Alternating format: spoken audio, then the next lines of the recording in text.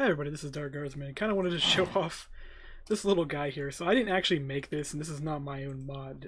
What I'm doing is I'm helping out another developer by the name of, let's get his name wrong, Hyper or something. I don't know how to say it.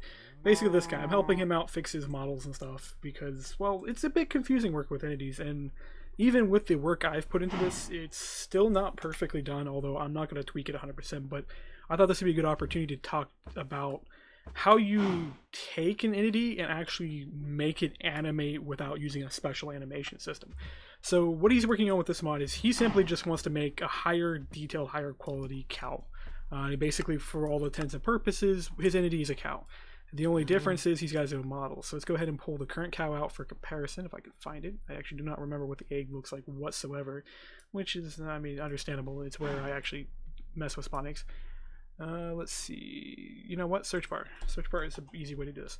So there we go. We got a cow. So this is what the cow looks like. And of course, if I pull this out, you can see the animation of the legs. You can see the animation of the head. Its head will move to face me, and its legs will move. You can see the same behavior on this guy right here. And after I fixed it, it took me a few seconds to get it to work. So his head is a little quirky, and this is something that in order to fix, the developer will have to go through and actually just manually tweak the settings. So you can tell the head does move to aim at me, and if I get up to a higher position, it will try to stare up at me too.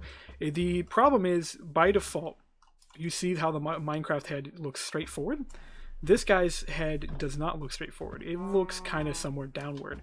So in order to kind of get the animation correct, what is more likely going to have to happen is that the default rotation of this head will need to be set in a more forward-looking position, or the rotation code will need to be updated to actually accommodate for it. The legs are a similar problem. So if you look at the legs, using the default cow's render code, which is what this basically does after I tweaked it, the legs will cross each other. They do actually walk properly, I believe. Let me actually see if we can get a nice comparison.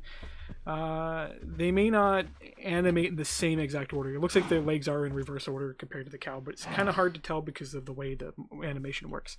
So the actual code, and we'll compare it. So this is the cow's model code. This is what sets everything up, sets the default rotation points and everything else for stuff, so that way it actually will rotate and render and do its thing. So it sets the model up in a default standing position. Then the quadruped model is what actually does all the code. So they've actually got code down here to scale it. This is the part that actually does everything. So they've got a piece of code that fixes the rotation of the body in case something gets messed up. It actually is kind of important to fix this. And I may actually go through his code and do the same.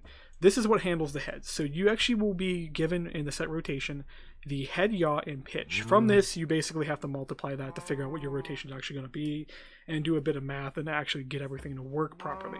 So yada yada. This is what the cow does. The legs are the same way. You take the limb swing position times swing amount, everything else, and it does its job.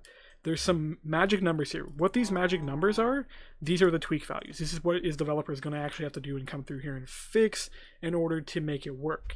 How the cow actually ends up making it look like it's walking on all four legs is it picks two of the legs that are opposite of each other and has them swing by a whole entire pi value.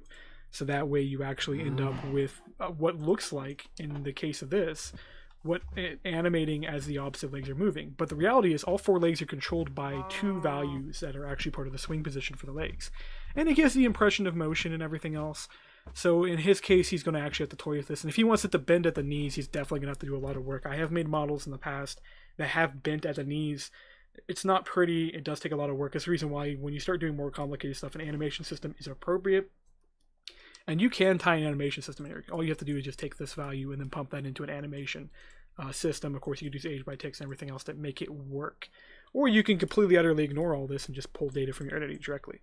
So that's all that. In his model, it's literally the same piece of code. The only difference is I adjusted it to match his position. Same code visual. In order to kind of get it so that way the legs are not swinging, what you would end up having to do is take some value like this. So we go int... and we'll call this like swing modifier, and we'll set this to 1.4f. And actually there needs to be a float, not an int. I don't know why my brain decided int was appropriate for this. So we'll put that there, type data back in because I accidentally selected that, put the F at the end, and we'll put swing modifier in the place of this. So this will control the swing on all this, and it doesn't have to be the same per leg. You could decide, like, maybe the back and the front legs don't swing in the same amount, and you could toy with that. You could add extra legs. So say, for example, you wanted an entity that had 8 legs. All you would have to do is do the same exact thing, and you toy with the swing and positions and everything else in order to get your creature to do the same. You'll look at the spider.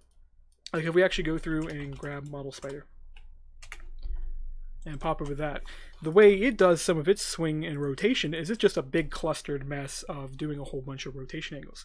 I believe the front half of this resets the model. So this is just code to tell it to reset back to default, and this is the code that actually does set its rotation.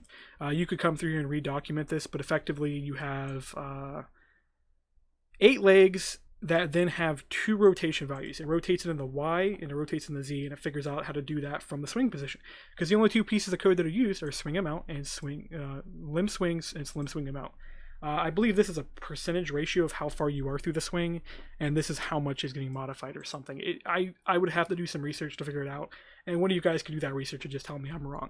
But you also see down here is that they change the value of how all this does. So you get different ratios down here, different limits, and different parts back and forth, and that gives you everything else, and that's kind of how it works. But I'll see you guys later.